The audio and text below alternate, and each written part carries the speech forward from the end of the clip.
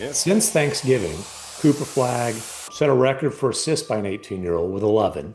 The next night became the youngest player ever to score 35 in a win. And then just the other night became the youngest ever to score 40. He had 42. It was a loss to the Jazz. And look, he's not like walking out of the arena after losses saying, well, cool, man, I made history. He's mad that they lost. Just last week, Cooper Flagg dropped 42 points against the Utah Jazz. He was still 18 years old. That made him the youngest player in NBA history to score 40 in a game, breaking a record that LeBron James had held for 22 years. But Coop's got it now. And here's Coop on the drive. And one catch is all it takes now to turn things around. It was also the highest scoring performance ever by an 18-year-old. And here's the thing, he wasn't celebrating afterward. He was disappointed because they lost. That alone tells you everything you need to know about what's coming. There was one specific coaching adjustment back in November that completely unlocked Cooper Flagg's game. And once you see the before and after numbers, you'll understand exactly why the Mavericks believe they've found something special. Flagg entered his rookie NBA season as one of the most hyped prospects the league has seen since LeBron James. Like LeBron, he's lived under a national spotlight since high school, every game watched, every move dissected. So far, this teenager from Maine has lived up to the hype, but getting here hasn't been easy. Last season, during his lone year at Duke, Flagg cleaned up the award circuit, highlighted by winning the Naismith's Men's College Player of the Year. This season though, before the breakout, before the renaissance, he had to fight through a losing stretch he'd never experienced at any point in his basketball life. Flagg walked into a Dallas locker room filled with established vets at nearly every position. With 5 players carrying 10 or more years of NBA experience, at least that's how it looks on paper. Assuming the Mavericks can ever get and stay healthy for more than a couple of games at a time. And to open his NBA career, the number 1 overall pick in the 2025 NBA draft was asked to do a lot. With Kyrie Irving sidelined after going surgery in March to repair a torn ACL, Dallas entered the off-season without a true starting point guard or primary shot creator, and head coach Jason Kidd didn't hesitate. He handed the keys to Cooper Flagg. It was a familiar gamble for Kidd, one he made with Giannis Antetokounmpo in Milwaukee back in 2016. The idea was the same: expand a generational talent's vision, force him to see the game through the eyes of a playmaker now, with the belief that it would unlock an even greater version of him down the line. The difference? Giannis was 22 years old, entering his 4th professional season when that experiment began. Flagg was 18. He's not just the youngest player in the NBA, but one of the youngest first-year players their league has ever seen. He entered the league with 1 year of college experience, and he'd never played full-time point guard, not at Duke, not in high school. And the environment he stepped into didn't exactly make things easier. With Irving out and Dallas leaning into a jumbo lineups, Flagg was often operating in traffic, surrounded by few shooters defenses truly had to respect. Outside of PJ Washington and Max Christie, the spacing simply hasn't been there. Anthony Davis, Klay Thompson, D'Angelo Russell, and Najee Marshall have all shot 35% or below from 3, leaving the Mavericks bottom 3 in the NBA in three-point accuracy. Then came the injuries. Early absences from Daniel Gafford, Derek Lively, and Anthony Davis further thinned out the talent around him, just as Flagg was learning how to run an NBA offense. Add it all together, and calling the situation uncomfortable might actually be generous. Detroit, their 21-5 record. Here comes Coop, and Coop with ill intentions! And he deserves to flex! Through his first 5 NBA games, Flagg averaged 13.4 points, 6.2 rebounds, and 2.8 assists in 32 minutes per night, shooting 45.7% on 2-pointers and 26.7% from 3. Solid, but hardly eye-popping, especially compared to the fast starts from fellow rookies like VJ Edgecombe, Dylan Harper, Con Kneppel, and others lighting it up early. Okay, I'm going to stop you here for a second. If you're still using those regular sportsbook apps, you're getting robbed. I'm serious. Delete it. Delete it now. Because Polymarket have made all of those apps obsolete, and I need to show you why. Okay, let me pull this up. So right now, Polymarket has Houston sitting at 36% to win tonight. And that feels low to me because Houston is bound to make a run and either tie it up or take the lead at some point. So I'm taking that trade right now and done. And here's what makes this completely different from sportsbooks. Sportsbooks take like $9 of every 100 you win. That's their cut just for existing. Polymarket, 1 cent. Because you're trading against other people, not some platform that profits when you lose. And the cash out thing? You know exactly what I'm talking about. Your team goes up 10, you try to lock in your position and they block you. They'll block you dozens of times a game. And if they let you out, they penalize you like 50%. They're holding your money hostage. Polymarket is instant. Momentum swings, you react. Houston goes on a run and jumps from 36% to 46%. You cash out right there. No asking permission, no penalty. You're in control. Polymarket is legal in all 50 states, and they're so confident that you won't go back to sportsbooks that they're giving you $10 free just to try it. No card, no deposit, nothing. Use my code HOOPS10 and follow the link in the description below for exclusive early access and $10 waiting just for you. Stop letting the sportsbooks take your money. His introduction to the league was anything but warm. On opening night, San Antonio smothered him defensively, and the comparisons to Victor Wembanyama felt unavoidable. A few nights later, against the defending champion Thunder, Flagg battled through shoulder pain after an early collision, finished with just 2 points, and spent crunch time on the bench. Afterward, Kidd summed it up simply: it wasn't his night. When Flagg shared the floor with D'Angelo Russell or Brandon Williams, the offense looked still rough, but noticeably better, at least resembling a functional, lower-tier NBA attack. But that's not the vision. The real experiment is forcing Flagg to problem-solve in real time, under conditions most rookies never see.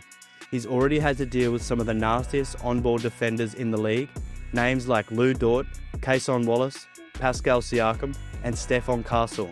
He's learning just how hard it is to create separation, initiate offense, and keep possessions on schedule when the margins are razor thin. And that learning curve is exactly where this story starts to turn. All season long, Flagg has been a constant on the defensive end. There hasn't really been an off night for him there. He covers a massive amount of ground as an off-ball defender, willingly takes on whatever matchup the scheme demands, and competes possession after possession. Yes, there are still some quicker guards who can give him trouble at the point of attack. That's expected. But as a help defender and rebounder, Flagg has adapted about as well as anyone could have hoped for this early. And while his defense was always there, the offense took time to catch up. Up until late November, the NBA's Rookie of the Year race felt firmly in the hands of Con Kneppel in Charlotte. Another former Blue Devil, Kneppel didn't fall off. Flagg simply rose back up to where he was drafted. Or more accurately, Dallas stopped putting roadblocks in front of his own future star. The numbers tell the story in 3 acts. In Dallas' first 7 games, with no traditional point guard in the starting lineup, Flagg averaged 13.6 points on 38% shooting. The Mavericks went 2-5. On November 5th against New Orleans, Jason Kidd inserted D'Angelo Russell into the starting 5. 3 games later, he swapped Russell for Brandon Williams. Over those 11 games, Flagg's scoring jumped to 17.4 points per game. His 2-point shooting climbed from 42% to nearly 58%. Better, but the Mavericks still went just 3-8. Then came Ryan Nembhard, an undrafted rookie who's given Dallas exactly what it was missing: a confident organizer, a steady floor leader, and just as crucial, a knockdown shooter. Since Nembhard slid into the starting lineup, Flagg is averaging 24 points, 6.4 rebounds, and 4.4 assists. He's shooting nearly 52% from the field, and the Mavericks, they've gone 6-3. That's the unlock. Offensively, Flagg has settled into a rhythm as a secondary creator and scorer. With a true point guard on the floor who can advance the ball and initiate sets, Flagg is now catching the ball with an advantage. He can drive, shoot, or make the next read without having to reset the entire offense from scratch. That shift has been huge for his efficiency inside the arc. Driving lanes are cleaner, there's often only one defender to beat, and when help comes, Flagg has shown the poise to kick the ball out or go to one of his favourite counters, a quick post move or spin into a soft fadeaway. In transition, he's still at his most dangerous. That's where Flagg does the bulk of his damage. especially why his catch-and-shoot jumper from deep continues to come along. There's been another important shift too. Flagg simply isn't settling as much. Over his last 9 games with Nemhard, more than 70% of his shot attempts have come from within 14 feet of the basket. Early in the season, that number was closer to 60%. That's not an accident, that's growth. 2 months into his rookie season, Cooper Flagg has found a groove. He's blowing by defenders, finishing at the rim with either hand, impacting the game in multiple ways, and doing it all while playing an unselfish brand of basketball. And now that the structure around him finally makes sense, the rest of the league is starting to see what Dallas saw coming all along. It's obviously way too early to start talking about all-time greatness, but what Cooper Flagg is doing as a rookie already puts him in rare company. His rookie numbers stack up remarkably well with what LeBron James put up in his first season. Flagg has actually been a slightly more efficient scorer than LeBron was as a rookie, though he hasn't matched James' playmaking volume yet. Their steals and blocks numbers are similar too, and maybe the most telling parallel, both teams tried playing them out of position. According to Basketball Reference, LeBron logged 14% of his minutes at point guard during his rookie season, and in Dallas' first 7 games this season, Jason Kidd rolled out starting lineups without a traditional point guard, effectively placing that burden on Flagg. History doesn't repeat itself exactly, but it sure rhymes. And when you start talking about iconic rookie moments, Flagg might already have a few etched in stone. Just 6 days shy of his 19th birthday, Cooper Flagg made a grown man play. With the Mavericks trailing the Utah Jazz by 3 in the final minute of the 4th quarter, Flagg attacked the paint, absorbed a heavy body blow from Kyle Filipowski, and still finished a running left-handed layup through contact for his 38th and 39th points. Flagg finished with 42 points, 7 rebounds, and 6 assists, officially becoming the youngest player in NBA history to score 40 points in a game. The previous record belonged to LeBron James, who scored 37 back in December of 2003. Flagg scored 40 in regulation, then added 2 of Dallas' 4 points in overtime, and still, they lost. He was visibly frustrated afterward, upset about the Mavericks blowing a 9-point fourth quarter lead, but the loss didn't diminish the moment, it reinforced it. Flagg didn't just break a record LeBron held for more than 2 decades, he showed he belongs in that conversation. And it didn't take him long to put the Mavs back in the win column. Some wins show up cleanly in the standings, others leave a mark because of how they were earned. Dallas' 116-114 overtime win over Detroit was the second kind, ugly, exhausting, and fueled entirely by grit.